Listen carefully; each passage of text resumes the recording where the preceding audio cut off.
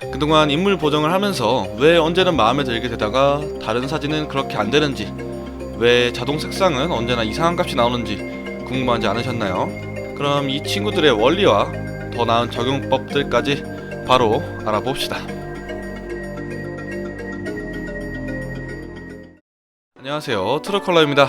오늘은 사진 보정을 하다가 다들 한 번씩 건드려 보셨을 자동 톤, 자동 대비, 자동 색상에 관해서 쉽고 간단하게 알아보고자 합니다.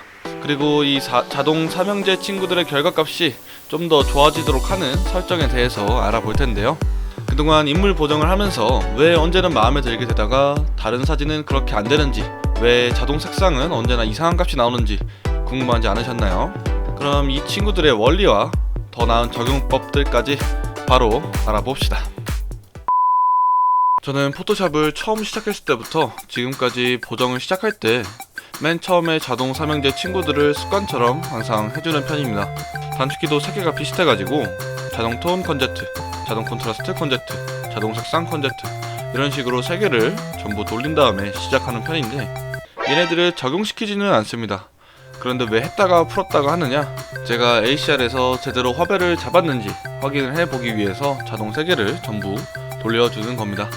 아무튼 본론으로 들어가서 먼저 자동 친구들의 위치부터 알아볼까요? 자동 삼형제 친구들은 이미지 탭을 누르면 곧바로 아래에 위치해 있습니다. 아까 말했듯이 각각 단축키도 비슷비슷하죠? 그럼 사진들을 불러와서 각각 자동 3개를 적용시켜 보겠습니다. 보통 대부분의 사진들에서 자동 톤과 자동 대비의 결과는 비슷한데, 자동 색상은 거의 대부분 항상 좋지 못한 결과 값들이 나올 거예요. 도대체 어떤 원리로 작동하길래 이런 결과들이 나오는 걸까요? 이 원리는 커브나 레벨을 통해 알 수 있습니다. 저는 커브로 한번 들어가 보겠습니다. 커브에 들어가 보시면 여기에도 자동 버튼이 있고 밑에는 옵션 버튼이 있습니다. 옵션 버튼을 한번 클릭해 볼까요? 이 옵션 창에서는 곧바로 자동 기능을 적용시킬 수 있는데, 어떤 것들을 적용할지 선택할 수 있습니다. 무슨 기능인지 애매한 말들이 좀 써있는데 각각 옵션들에 마우스를 대보면 해당 기능에 대한 설명이 나옵니다. 근데 이마저도 해석이 좀 어려우니까 제가 한번 쉽게 풀어보겠습니다. 단색 대비 향상, 이 옵션은 자동 대비와 같은 기능이며 커브와 레벨에 있는 RGB 채널에서 대비를 조절하는 기능입니다. 이게 무슨 말이냐 하면, RGB 채널의 히스토그램 정보가 시작되는 지점으로 양쪽 슬라이더를 이동시킨다는 건데, 한마디로 양쪽 끝이 비어있으면 그 부분까지 당긴다고 보시면 될 것 같습니다. 하지만 이렇게 당기면 단순히 대비만 잡아줄 뿐 컬러 캐스트는 잡을 수가 없는데, 이걸 해결하는 게 바로 자동 톤입니다. 채널별 대비 향상은 자동 톤과 같은 기능이며 RGB 각각의 채널에서 자동 대비와 같이 양쪽 끝을 당겨주는 기능입니다. 각각의 채널에서 대비를 조절하면 자동 대비에서는 해결할 수 없었던 컬러 캐스트 현상을 어느 정도 해소할 수 있습니다. 그리고 이 옵션은 중간 영역 스냅과 함께 사용하면 좀 더 좋은 결과가 나올 때가 있으니 참고하시길 바랍니다. 중간 영역 스냅은 이미지 톤을 보다 중립적인 색으로 맞출 때 사용하는 옵션이니까 알아두시면 좋을 것 같습니다. 근데 여기서는 안되네요. 왜 안되지? 그리고 마지막으로 어두운 색상과 밝은 색상 찾기입니다. 이 기능은 자동 색상과 같은 기능이며 사진에서 가장 밝은 픽셀과 어두운 픽셀을 각각 어두운 영역과 밝은 영역으로 사용하며 이미지에 따라 지정되는 값들이 매번 바뀌고 그레이스케일을 기반으로 하지 않기 때문에 대부분 비정상적인 결과가 나오게 됩니다.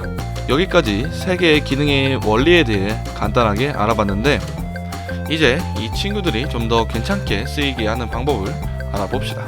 옵션 창의 하단 부분에 보면 대상 색상 및 클리핑에 있는 부분을 설정할 수 있는데, 이 부분의 의미는 프로그램이 인식할 색상 값을 내가 임의로 정한다 정도로 보시면 될 것 같습니다. 한마디로 얘네를 조작하면 본인이 원하는 화이트 밸런스를 만들 수 있다는 말이기도 합니다.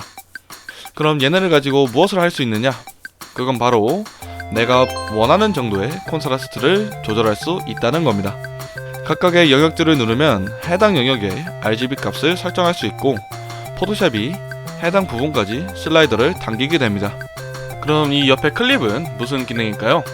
바로 양쪽 끝의 값들을 얼마나 무시할 건지의 수치입니다. 기본값은 0.1이며 본인 취향에 맞게 값을 설정해 주시면 됩니다. 크게 설정할수록 좀 더 진한 콘트라스트, 높은 콘트라스트가 나타나게 됩니다.